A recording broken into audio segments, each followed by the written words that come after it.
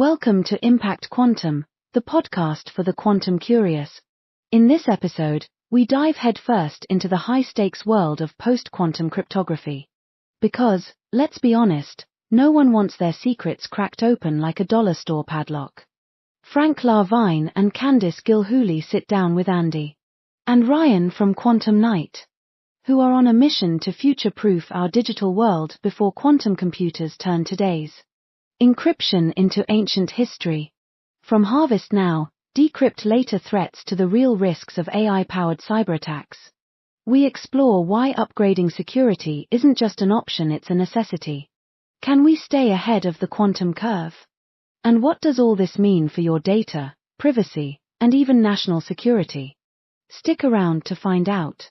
This episode does get a little into encryption technologies and is rated 3 Schrödingers. Now, here is the dubstep.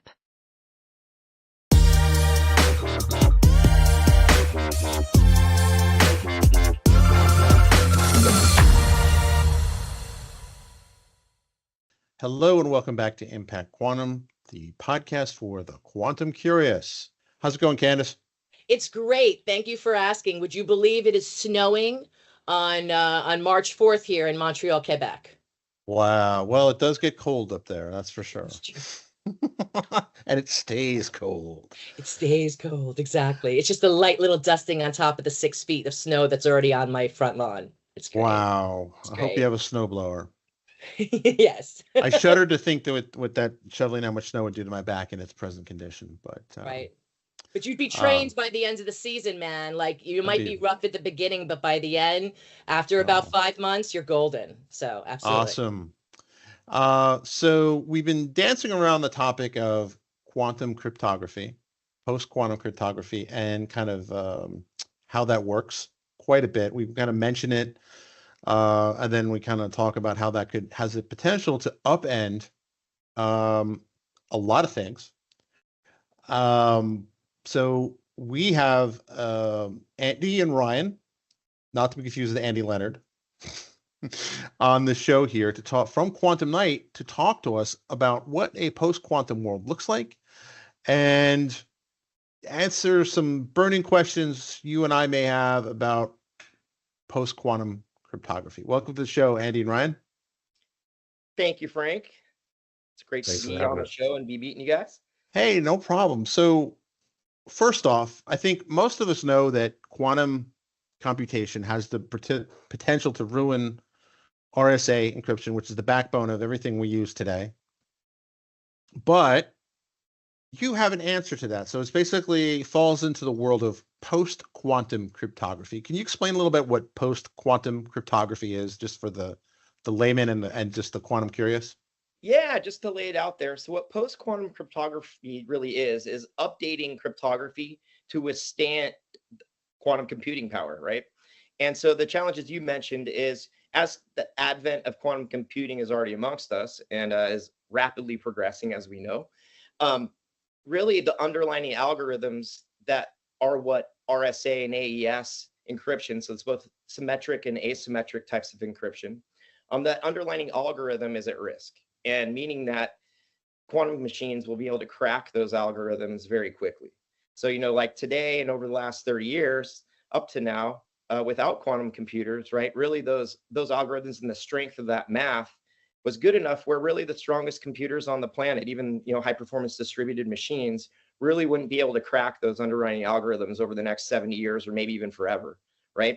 And so, but the challenge is now with quantum coming on and quantum come on rapidly, as you know, it could crunch a lot more data a lot faster. So cracking and breaking down a much more complex and much longer set of integers is something that definitely quantum computing can achieve. And it's already been, it's a fact that it's vulnerable right now.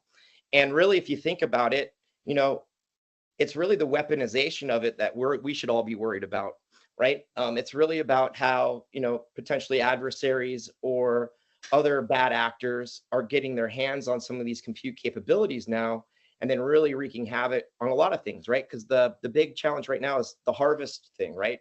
We know that our networks have been breached, right? The cybersecurity industry the last 10 years has been focused just on network monitoring and kind of, identifying when things happen and trying to react to that and quarantine and lock down as quickly as possible in reaction to that, right? Well, what we're saying, and with our technology, is it really buttons you up for quantum and future protection, but it also cures a lot of the challenges and the gaps in the current cryptographic structure that exists underlining everything today. And that's everything from the government to us individually, to even how this call or our meeting right now, the audio and video feeds even being fed through, right?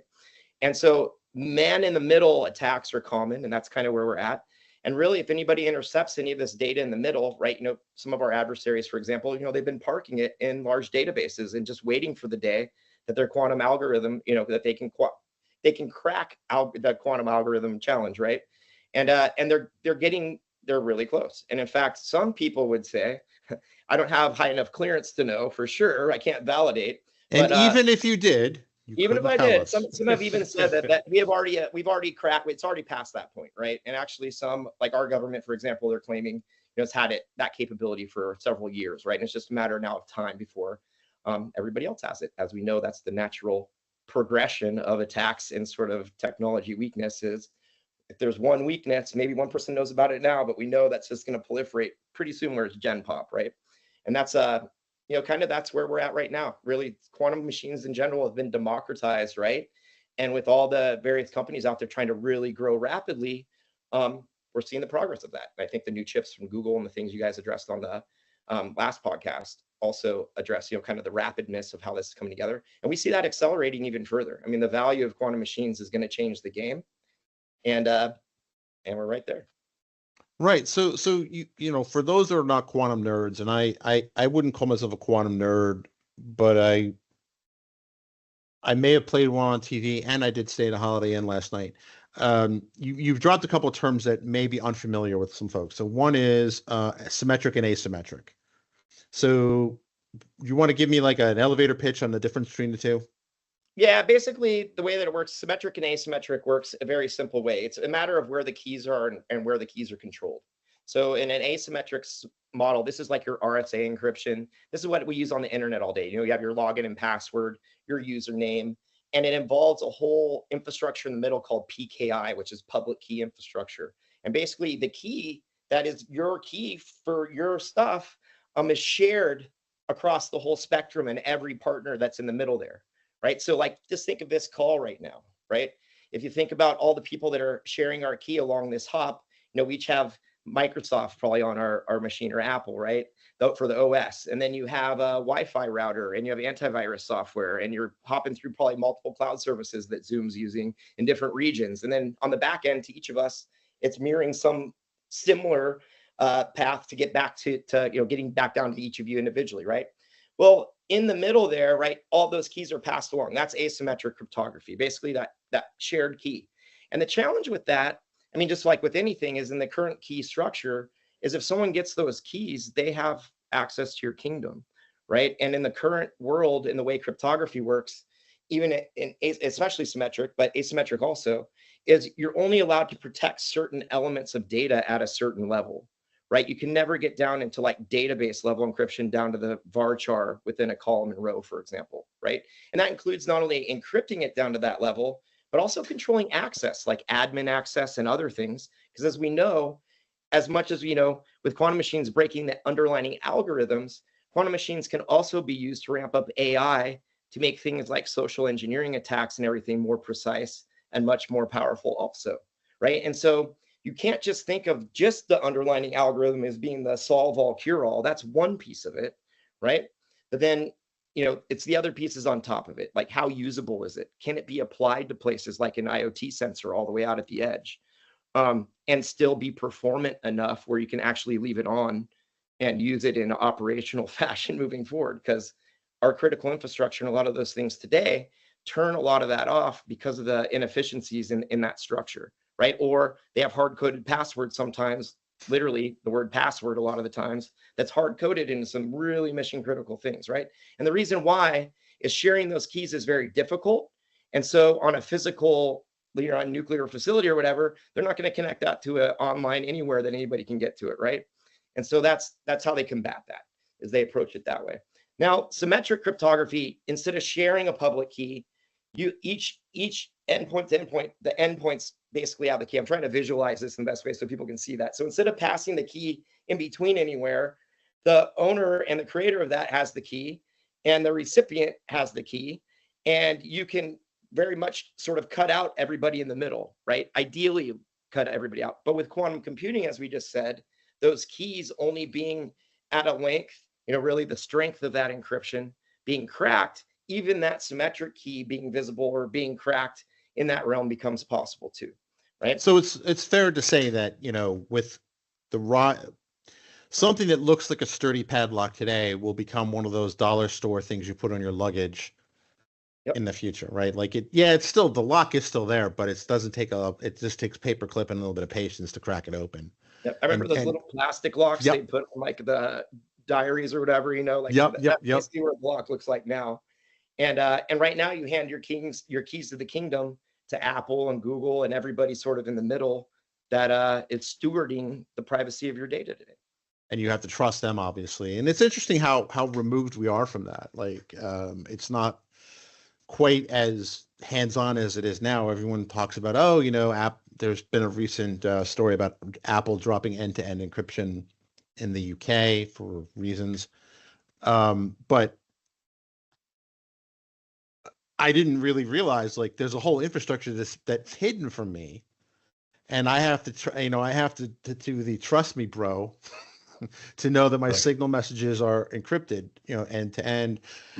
I don't know, like I have mixed feelings about that. So the other thing you mentioned, which I think is important to double click on, is the notion that bad actors or questionable actors and everyone in between are, what they're doing now is they're basically hoovering up or hoarding all the data they can now, in the hopes that when a quantum computer exists, assuming it doesn't already, they'll be able to just crack today's secrets later on. So even if they do upgrade to some kind of post-quantum or quantum-resistant algorithms, that they'll be able to read, your credit card number today, your secret messages and all that. And that goes from the individual level all the way up to nation states. You're nodding in agreement for those who can't see, so that means yes. Which I think is very scary, because storage is cheap, relatively, and I mean the impact that this could have is very negative in terms of national security, nuclear codes, little things like that. And more to the point, what's the solution here, right? I've heard post-quantum computing encryption. I've heard quantum resistant encryption. What's the difference between the two? And I remember when I was reading this, and I felt really smart because they were talking about some kind of elliptical curve encryption. So let's break it down. One, what's the difference between post-quantum and quantum resistant? Well, that's a good question. So I'm not sure of the exact nuance of exactly what they're saying, but the way that I see it's like this. So NIST, for example, just released their post-quantum cryptographic standards, right? And so most of it's RSA, some of it's AS, so both symmetric and asymmetric capabilities within that, right? And so the first wave of sort of quantum validated algorithms, right, are the ones that made it through that process, right? So those are the ones that they bless. They say, hey, if you implement these, this is what our standard is. You have to be a minimum of this in order to be compliant, right? And they're just putting that out now, and they're starting to roll mandates out to people, right? But you also have a whole crew of people that aren't NIST validated that claim that they're doing some interesting things, as we'll say, creative math. And I'd say elliptic curve falls within the creative math category. And that's the challenge, right? I think that what people don't realize is when you move away from real math and physics, actual math and physics that has a foundation, and you start to create your own subset, as soon as people realize the angle and the tact you took to create your own version, it's really easily cracked. And that's what they found with a lot of those challenges is, as secure as they thought they were with their creativity, it really failed because they got away from standard math and physics and really the things that you can use and trust to make sure it's ready to go. Okay. And I'd say that, and a lot of people are talking the game to get NIST certified, FIPS validated. There's two different things. You have the algorithms themselves, right? That's what's posted on NIST.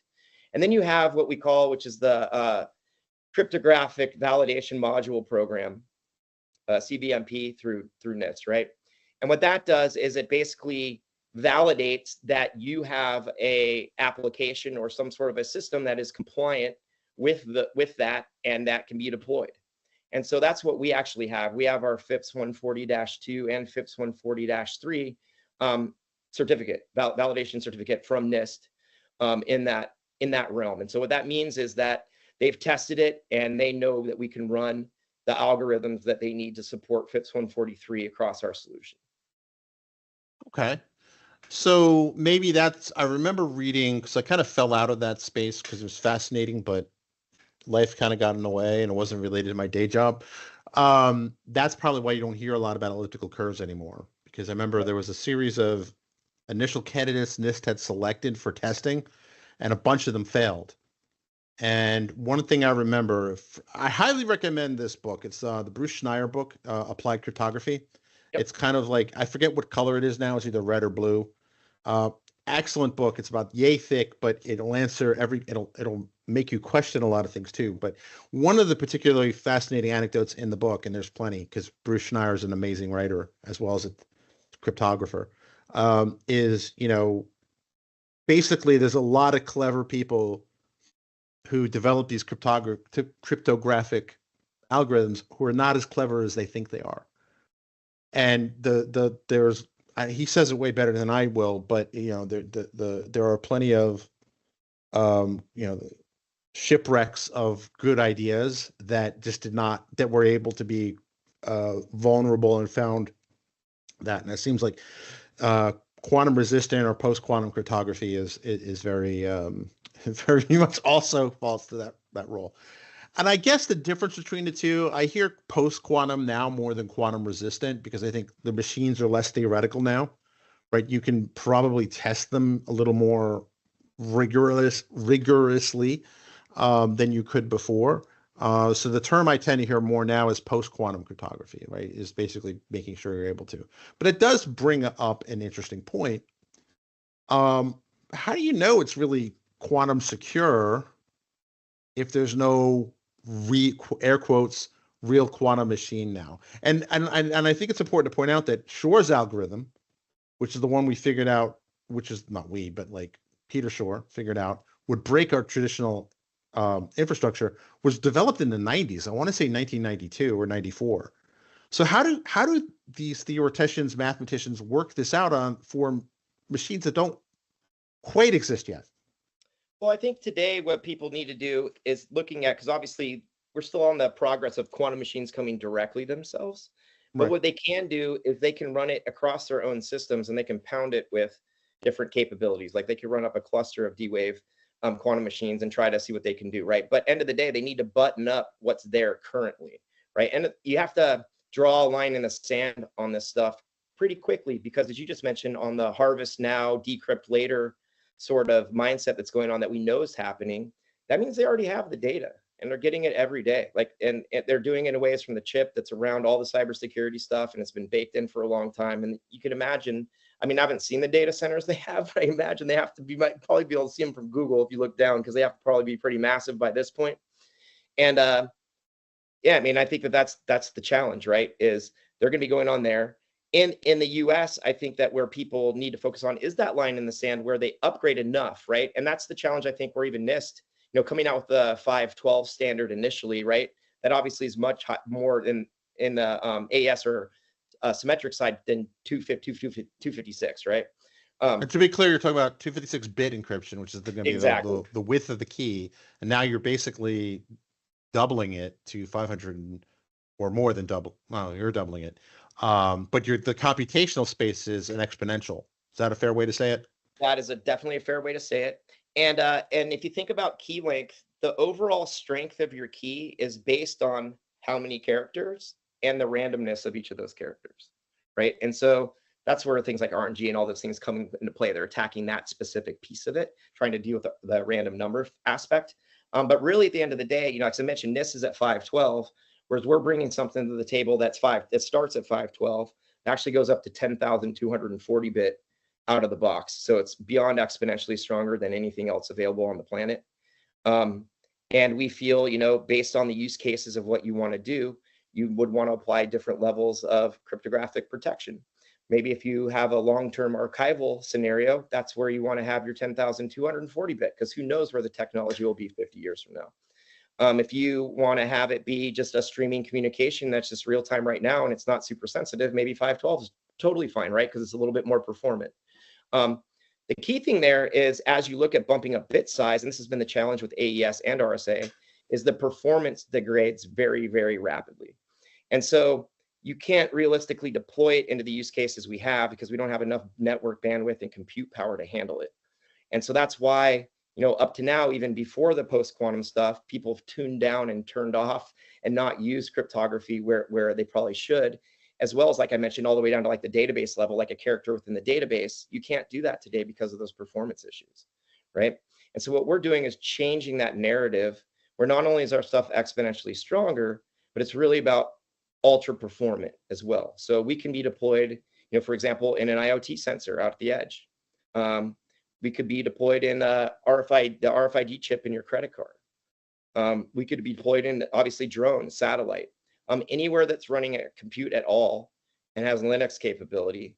We can be deployed on. Imagine it's this little tiny power pellet, and that's the game. It's exponentially stronger, but it's that performance gain now that allows you to apply it and really apply it at scale across many places that were previously not possible. Yeah, and that's what's interesting. And sorry, I don't want to monopolize the conversation, Candice, because like I see, but what you have a really cool looking website, right? It's Quantum Night with a K.AIO, and you emphasize the performant part. Like, how is that your main differentiator from existing solutions? Well, actually, so those are two important factors of our solution, but I wouldn't say that that's unique. We anticipate people will at some point be able to be getting stronger key links and some performance. But actually, our secret sauce, I mean, those are both very important. We're the only ones that bring that to the table today, so let's be clear. But the secret sauce in our patented technology is actually within the key material itself, and we call it a hyperkey. And what it does is it extends the space of the key material where you can embed other things right within the key material itself. So that's things like access control lists, or maybe a machine ID, or some biometric data, or other factor now that ties it very specific. And I guess, that data provenance or guaranteed authenticity is the objective with that. And so as we mentioned in the man in the middle stuff, especially with AI and training AI models, poison data is a huge problem. Right. Slight variance in data capture and AI throws the results off dramatically, making your AI models basically worthless very quickly. And so if you don't have control of all the data that's coming in, imagine, you're our DoD and you have weather data, and that's controlling the missions that you're setting up all over globally, right? If someone's poisoning the weather data, your planning's screwed. I mean, it's done, right? And so to put your arms around guaranteeing that the data coming in is accurate is the same thing as a social engineering attack of making sure that this person who's supposed to be admin accessing this is actually that person, right? It's the same. And so our hyperkey addresses that piece of it directly as well. And so it's the, really compliance, but then the strength, the efficiency, but then that guaranteed authenticity, that's the game changer. And that's the reason I'd say why have been speaking, without really being, besides just being a handful of guys that launched this out of our garage 2 years ago, joking, of course, but, that why we're at the level we are and speaking with the people we are and why we're NIST validated. And we actually already have a ATO that's provisional from the FDA. We've been issued a provisional ATO, and we expect that to be approved fully any day. And what that will make us is we will be the only crypto system that's validated for use in life critical systems in the US. Interesting. So for those that don't, I live in the DC area. So FIPS, I know the IT Fed speak, but ATO is authorization to operate. That's correct. Just wanted to have people outside the Beltway that are like, what is he saying? He's making these letters up. No, that's a big deal, because you're basically you're trusted to run on these particular sensitive networks. Well, imagine in health, right? If you're going into surgery, do you want the robot guy that's doing stuff on there to be able to get hacked and have someone from outside your surgeon be able to control that thing? Probably not. I'd say that's probably a bad place to be, right? Or a heart monitor or anything that could be manipulated. And actually, there's a lot of not really public talk about those types of hacks and those breaches that have occurred, but they've been significant, and you'd be surprised. I mean, it's caused, hundreds of thousands of deaths straight up over that. And they don't really talk about it, right? But these are all real things that are occurring. And let's be clear here also, like, this is the biggest tragedy, right? Is the people that own and control and are, their job is to worry about the security of these things. They're really caught with their pants down right now.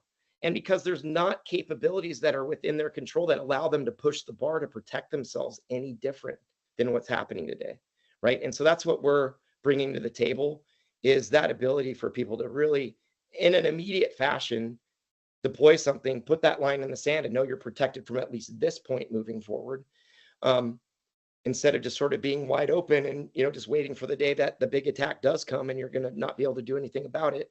And there's lots of attacks. I mean, well, even without quantum computers, the attack surface is very large anyway, and we've seen a number of hospital systems, county governments, a couple of cases, state governments get ransomware attacks, right? And that's, again, those are just the attacks about. There might be more subtle things. I remember I had a little glucose monitor, one of those things you stick on there, and I was telling somebody who's an acquaintance of my wife, it's like, yeah, we don't allow certain people in our organization to have those. So I'm like, why? I'm like, well, it's not so much that the numbers can be hacked, although they can be apparently, but it's more that makes you a unique identifier that you can track a person through airports, through public places with just that, with that thing. And, as he reminded me that the S in IoT stands for security, right? These things are not built with security in mind.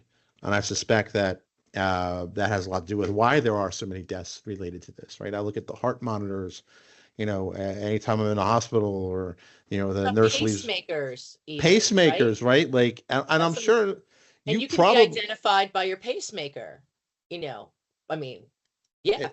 And if somebody is a high value target, that could be that opens the door for a lot of nefarious things. Which is very scary. Like, you read some of this stuff and it's like, wait a minute, is this a thriller movie or is this real? And more often than not, it's more real than I want to believe it is. I mean, that's why I think we got back into the game. Me and my colleagues, we have some deep cryptographic experience with right. So, we can talk about that once people sign an NDA, but we're happy to share. But I think that I guess just where we're at in that realm, as people try to button up what they're trying to do, it's kind of the Wild West and trying to think about how to do this. And I think there's a lot of consortiums out there that create confusion around it. I think it slows down sort of the progress in there. I think you have as I mentioned, me and my colleagues, we have that experience, but we also could have retired 3 years ago instead of starting this company. But we have kids, right? I have kids, and I mean, my kids are about both of your kids' age, of a senior in high school and a freshman in high school.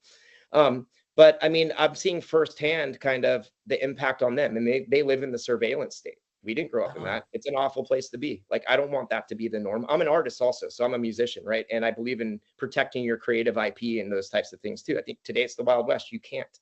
I think that like, our technology pushes the bar where now you can, right? And then, in my opinion, our big motivation is making sure, because right now we're at this transition period, like, like the big evolutions in technology, right? With quantum, it's changing the whole paradigm again, right? Kind of like the semiconductor did back in the 60s and that time frame.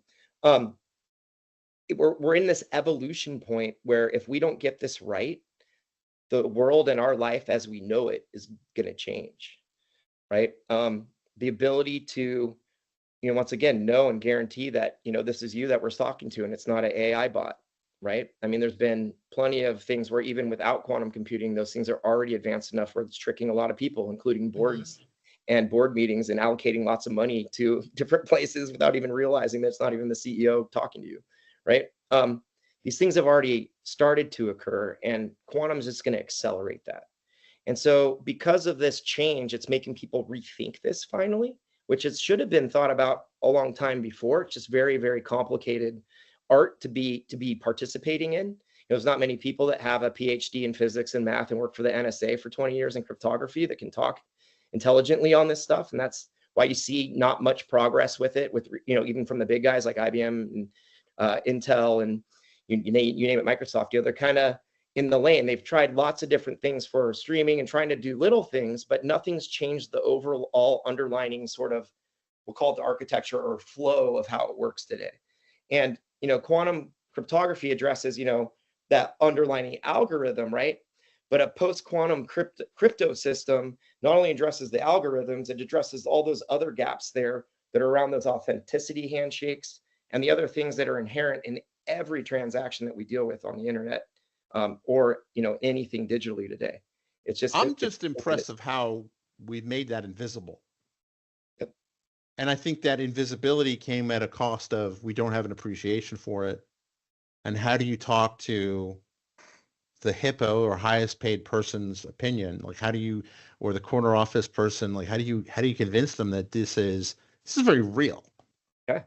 I think there's a big thing that's happening now too with these large data breaches where they're actually being fined, and that C-suite level of employee is actually feeling it, and some of those guys are getting canned and having to actually pay those fines, and they're being held accountable where previously that wasn't the case. You know, so between that and then they're talking about for a while getting rid of the ransomware insurance, so that not being paid out. So there's some things that are happening and are at least being discussed that are bringing that thought and that thought process to that level of corner office. That's a good point. And I think it always boils down to, is it people, technology, and process? Right? The technology is actually the easy part. It's the people and the process. And how do you get the people to work with the process to use the technology? And I mean, this is true in a lot of things, not even, but this is the one where that if you're in the right industry or the wrong industry, I mean, it's life and death. Yep. And if you think about where schooling and, you know, really the education over the last 30 years hasn't really offered cryptography, right? There's some specialty programs, places, you know, there's a very slim amount of people graduating every year in the art of cryptography. And that's actually gone way down. The feedback we've gotten from a lot of the universities is that some of them even have zero cryptographic folks in the cryptography. They've all moved to AI, right? And that's a problem. That's a problem. Cryptography is the Achilles heel of the whole thing. Without getting that right, you have nothing. And so it's amazing to me that they've just pushed the bar as far as they have, but understandably, the government, our government, you know, driving this, including a lot of other governments on the planet and industry 30 years ago, when we created the thing called the internet, had to have some sort of a structure in place so we can make it happen. And so that's what they created. And it was great for those purposes at that point in time. It's just that as it became more generally available, the back doors and the holes and the cracks in it, now we're at the point we are now where really the pendulum hasn't swung at all for progressing anything, but the adversaries and the bad actors, whoever, they've gotten way more sophisticated. And so they're just exploiting that more and more and more and more and more. And that's the challenge. Like we say, there's no one really within an organization today, not that it's the organization's fault, because there's not really expertise out there you can hire to bring in to do this type of stuff. And it's the thing that no one wants to talk about because they don't want to admit that they don't have good security today. Straight up. I mean, they can't admit it. I mean, and everybody knows it. I mean, it's obvious, but they still won't talk about it, you know, but that's the reality of the world we live in, including all the way up to our 3-letter agencies, is they're all stuck in that model, right? And that's what we're going to see, you know. So when I see post-quantum coming, that model is going to shift dramatically, but PQC is only focusing on that algorithm level, where it should be looking across the whole stack and how you start to control the main issues that are occurring, which that's one layer, but we talk about the authenticity is another layer, the performance is another layer. Like, all these things go hand in hand if you need something that's going to apply for everybody. And so that's the beauty of what we have. It can go everything from critical infrastructure and legacy stuff all the way to an individual sitting at home that just wants to protect the stuff they have up on their web-based storage, you know, whatever flavor they're using. And that's the reality, right? And right now, all we're saying is, you know, we think that the end user or the creator deserves the right to protect their own privacy and their own stuff. I mean, that makes sense. You know, I think it makes sense. And I think that changes the discussion back to personal privacy and even things like freedom of speech and a lot of other things that roll up into the things that we value holistically.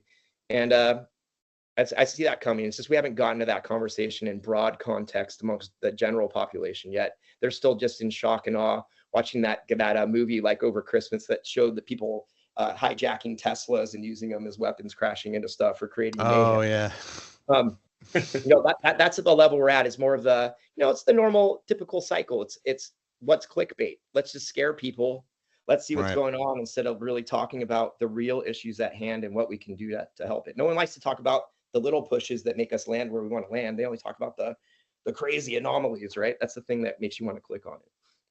That's fair. So you talked about your solution. So what is your solution? Software, hardware, some combination of both? Your website has a desktop app and a Java SDK. So what is your product? Yep. So our product is a crypto system. It's 100% software, and it can be deployed on hardware. No problem. Ultimately, we see it being embedded right at the chip level. We have some experience doing some other things like that in the past. And we will get there as soon as the chip guys are ready to see the scale of shipping, tens of millions of chips on a quarterly basis. We will be right in that discussion. And I think it will progress quickly. The solution itself, like I say, it's really this really simple piece of software. It's delivered in an SDK. That's the primary way. And it's the Clear SDK. Anybody can download it for free. There's like a free 30-day trial, and you can use the individual version for free forever if you want. But if you want some more of the advanced features, then there's some, you can upgrade to those if you'd like. The SDK has some documentation, but literally it's deployed in 2 lines of code. The idea is to take something extremely complicated and make it extremely easy so that people can use and deploy this. We also kept the cost point, shall we say, palatable, right? It's not going to break your bank. They don't need to go raise money over the next 3 years to afford this thing. Like literally, it's like maybe a few $1,000s to lock down your whole database, right? Or, $7 an endpoint, per month. So we're talking like a couple $100s a year for logging in. It's basically right in line with the price of like antivirus software is where we landed the cost point, because we figured it's kind of like utility, just like that. So that's where we figured the landing point from a cost perspective after our analysis made sense. And so that's where we put it into place. So we made it extremely easy to implement and deploy, cost effective, and available now, right? This is the tech that, 7 years from now, we're still thinking about it and having big talks with the rubber's meeting the road now. You can go now. You can draw the line in the sand now. In fact, nice. I make the argument for everybody that becomes aware of this and doesn't do that, they're really doing a disservice to themselves, because this changes the game, especially if you're a CISO or a CIO, and if you got hacked recently or you're worried about that, or the board's crushing you. This is an immediate thing you can deploy and immediately point to and say, look what we did. We're buttoned up now. All the way down to a level we've never been protected before. You can control all your admin access. You can control all the access all the way down to each frame of a stream, right? We also have the game changer. Yeah. We also have the ICIT app. So that's the desktop application. So with tax season coming up, people are sending their tax information, all that kind of stuff to your CPA, anything like that. You can download ICIT off the ICIT.app website. And we call it, you freeze the file because it looks like an ice cube when you double click on it. And you can send that, you can email that, you could use Gmail, Outlook, whatever you use. And even if that Gmail or any of that is breached, it's frozen and you're not going to be able to get into that file. So your financial records, any of that tax information is secure. And then on the other side, if you tell your CPA, hey, this is what I'm using to send it to you, go on here, you exchange the simple code, QR code, boom, you guys share your access to your keys that way, where you're sending him something specifically for him. That's where the hyperkey technology comes in. That's really useful. And I would say, yeah, as they're doing that, like even their secure vaults, right? People call these things their secure vaults. Those aren't secure. Like, let's stop pretending. And so basically what we do is we uplift that. You can still use their secure vault. That's fine. But what you're going to be putting up there is an encrypted file. And like you said, that ice cube makes it very visual if you have the animation mode turned on, where you can physically see that it's protected, right? And you can use any of your standard programs. That's the thing. There's no rip and replace required with us. We can use Slack still, right? We can use email, as Ryan mentioned, but it's in the instance of, even in today, And you'll notice like the third-party entities that live in the middle, right? If they get breached today, your data is exposed. There's nothing you can do. Right? You get it. People get into your network lots of different ways. And all we're saying is everything that's traveling through your network should be encrypted. Right. All your databases down to the character level should be encrypted. Like there's really no excuse for it not to be at this point with something like Quantum Night. Interesting. How do you convince the C-suite, right? Obviously, I think Ryan brought up the excellent point of like, well, now there's fines. And even if you do have ransomware insurance, I would imagine the first, like any form of insurance, as soon as you use it, they charge you even more because you used it. I mean, is it going to be, obviously government has a different yardstick for what they have to do than say the private sector. But I mean, do you think it's going to be just, people are going to be scared into doing this because they see what happens to their, could this be a competitive advantage basically where if you deploy this today, like you said, like, well, Y2Q, which is what the cool kids call the year that quantum can provably break encryption. Yep. When that happens, I mean, you can legitimately say you are as prepared as can be. Yeah, I mean, I think there's 3 general attacks, and I'll let Ryan hit this too. But obviously, you already mentioned regulatory, right? That hits the boardroom. Right. People have to be in compliance. There's mandatory compliance things around PQC and things like healthcare and other things, especially if you're government or regulated at this point, that are going to start kicking in now. And there are fines that will start to roll out. We'll see if they push them again a little bit more, but at the moment, they're supposed to be starting to get fines this year, by the end of the year, actually, on a lot of these actions for certain industries, right? Healthcare being one of them. Right. I think that then the second thing is you have insurance pressure, right? And so insurance, as you mentioned, they come in, if you get breached or you use it, your costs go up, but also just to now comply with their mandates, you have to prove things like end-to-end encryption, and people can't do that today. And so that's another thing that we address immediately, right? And then I'd say the third thing really comes down to the boardroom and how much they've been breached already, or who within their world has been breached. Like if you're a casino and saw what happened to MGM last year, what are you doing? I know Caesars also got hit at the same time. They handled it a little bit differently than MGM, so they didn't get bit quite as hard. But it cost those guys, $100 million plus each to deal with that one breach, right? I don't know of many other companies or organizations that can afford that level of a hit to your bottom line. I mean, that was over a 3-week period, right? And so that's the pressure, right? There's lots of risk and liability now sitting there. And I'd say where we found the most traction is obviously at the board level, but a lot of times the CFO's office ultimately owns the risk and exposure to the business, right? And so they seem to be very, very engaging very quickly, because I don't think they feel like they're getting answers to help them in any way. Right. And I think they just continually are getting lit up in every way possible. And they're just sort of in this reactive mindset. I don't know how many people we've been talking to over the last 2 years where we're talking to the CISO, CIO teams, and these are large Fortune, 500, Fortune 2000 companies. And we'll be talking to them for 6 months. They get breached and they're all gone. So our conversation goes from like, oh, they're about, and then all of a sudden the whole team's gone and they're starting over again.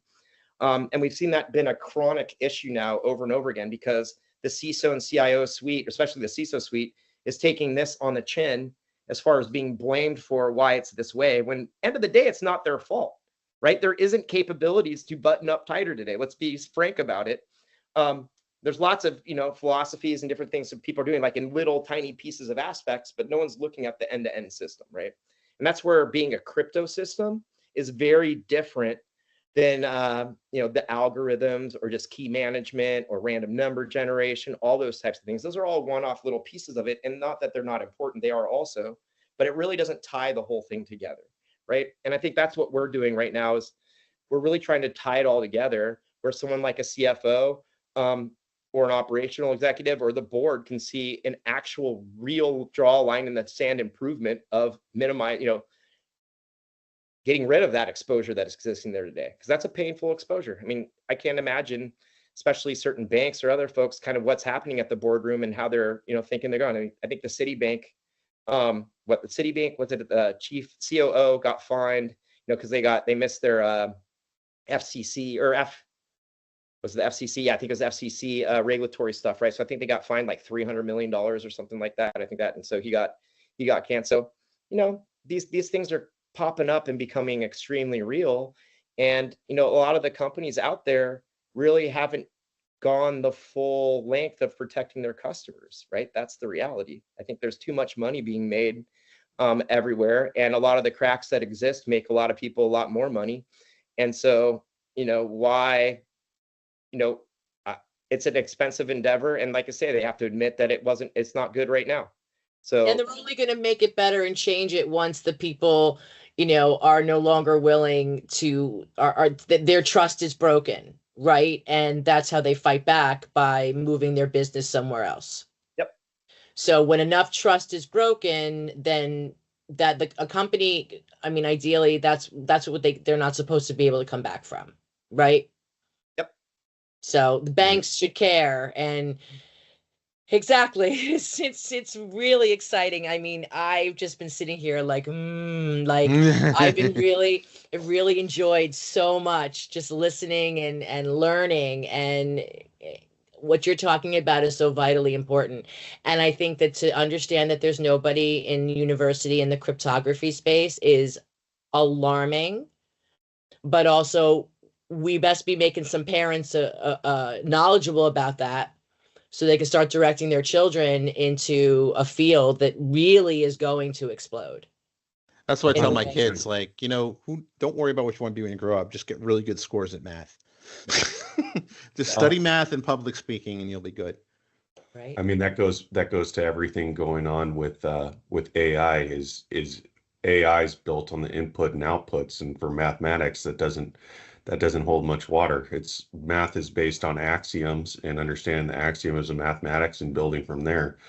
So if your kids and the, you know, the next generation coming out understand and can understand mathematics that way, it puts us all in a better spot.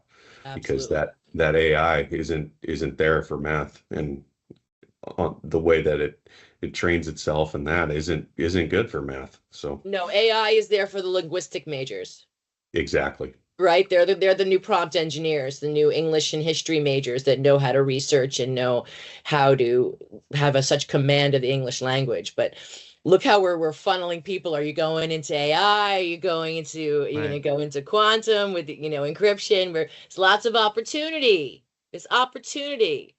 Yeah. I mean, like, people ask me all the time, like, I want to get started in AI. Where do I start? And I was like, well, first off, this isn't 2014 anymore.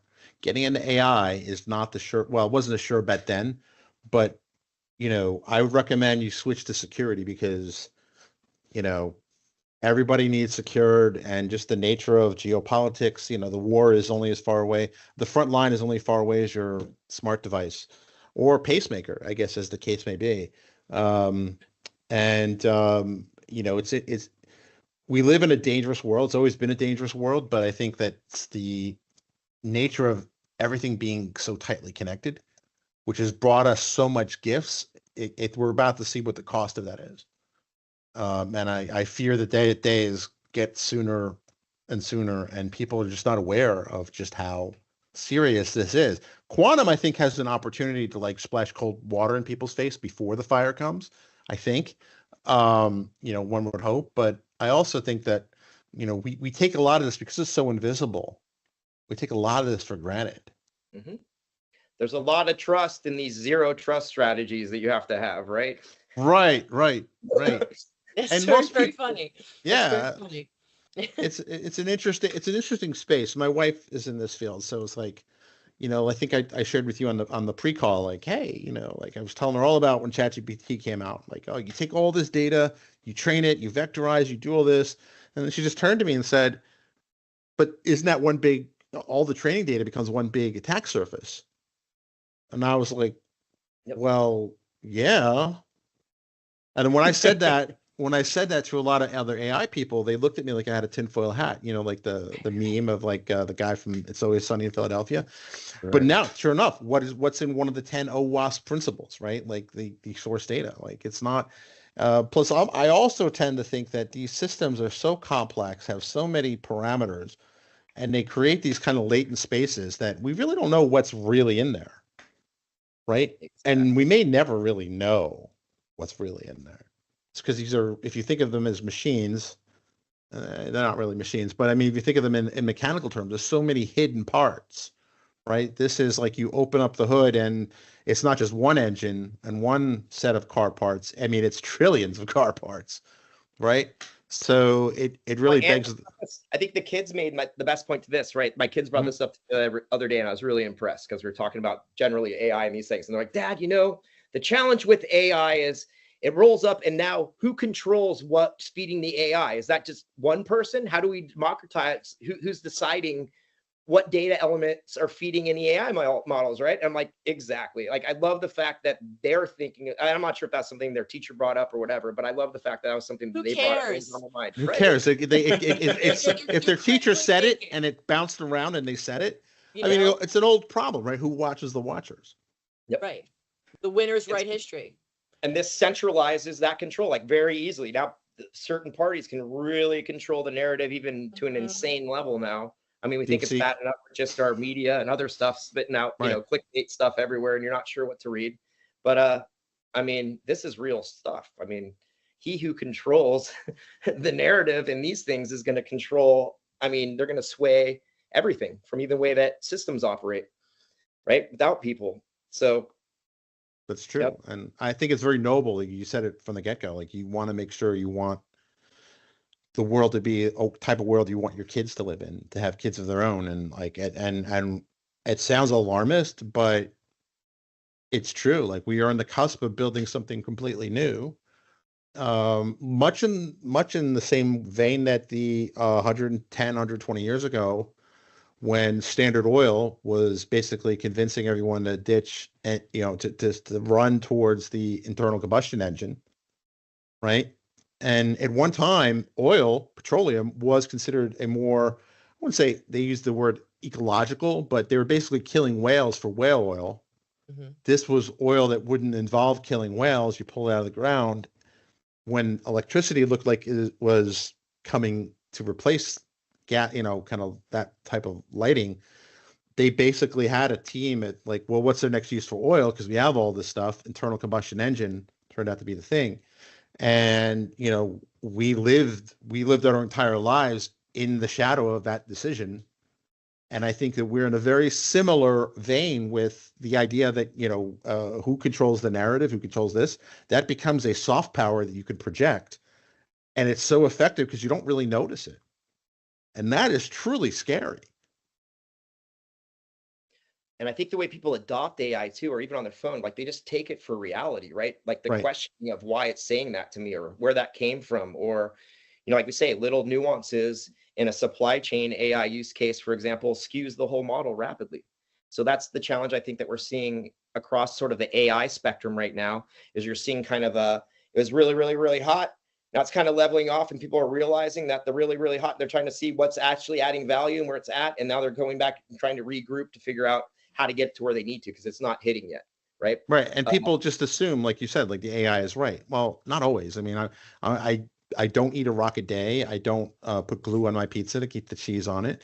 Right. Like, and it's only those ridiculous things that make people realize, like, wait a minute, this is, and like, I kind of come to the conclusion that AI is always hallucinating. It's just, we only call it hallucinating when it's obvious.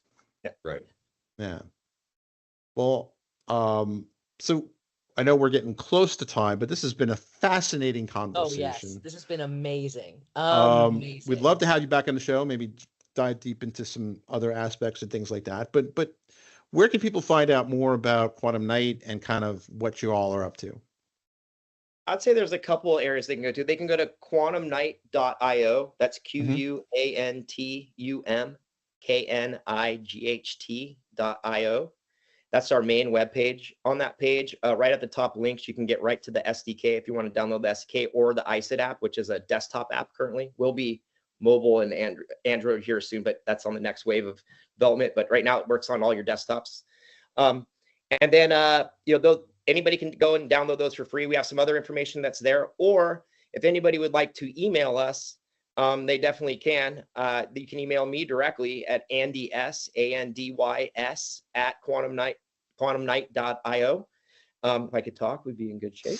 But yeah, no, and feel free to reach out to us. We're really looking at people that are putting their arms, understanding this, and are passionate about getting this out and into people's lives, because this is a game changer, and we can sort of grab control back. And I think that's the beautiful moment we have, and that's what we want to do. So for people that recognize it, we'd love to speak with you. Please, download the stuff, use it. Any questions on that, let us know too.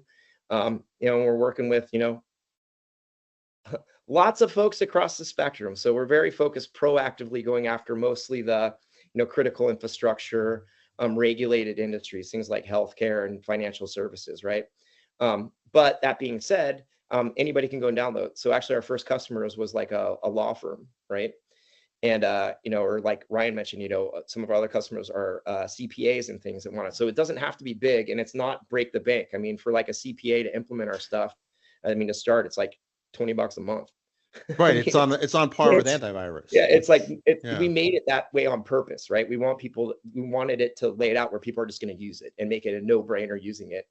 And we feel that once it's out there and it's within, when people see how it is and how they're protected, that it'll be a no-brainer. And hopefully our icing it, creating those little ice cube icons, we want that to go viral. So if you guys have any good ideas on helping people want to create ice cubes, we're imagining all the kids on their little iPads, like making everything, turning them into ice cubes. Nice. Anything like that would be awesome. But yeah, it's really kind of how we can educate people as quickly as possible and bring them along and not complicate it so much that they just get hazy-eyed and don't even know where to begin, right? And so even the word cryptography does scare off a lot of people. And I think security and privacy is everybody's business. And I think that, we have to take it, because everybody's so vulnerable. We have to take it from like this high priestly class into like it's an everyman problem. Yep. Awesome. Any parting thoughts, Candice? I honestly, this has been 100% fascinating. I can't wait to listen to it again and then come up with a bunch of questions that I want to ask. But this was fantastic. Thank you so much for joining us. Thank you so much, Candice and Frank. Appreciate it a lot. Yep, it was our pleasure. Fantastic speaking with you. Awesome. And we look forward to having you back on the show. And we'll let Bailey, our AI, who's hopefully secured and not hallucinating, finish the show. And that's a wrap on this episode of Impact Quantum. A huge thanks to Andy Schwaderer and Ryan from Quantum Night for breaking down the looming quantum security crisis. And more importantly, what we can do about it before the bad actors have a field day. If today's conversation didn't make you rethink your digital security, well, good luck with that. But if it did, be sure to check out Quantum Night Solutions at quantumnight.io and start locking things down before quantum computers start picking the locks. As always, if you enjoyed the show, subscribe, leave a review, and share it with your fellow quantum curious friends. We'll be back soon with more mind-bending discussions at the intersection of quantum tech, AI, and cybersecurity.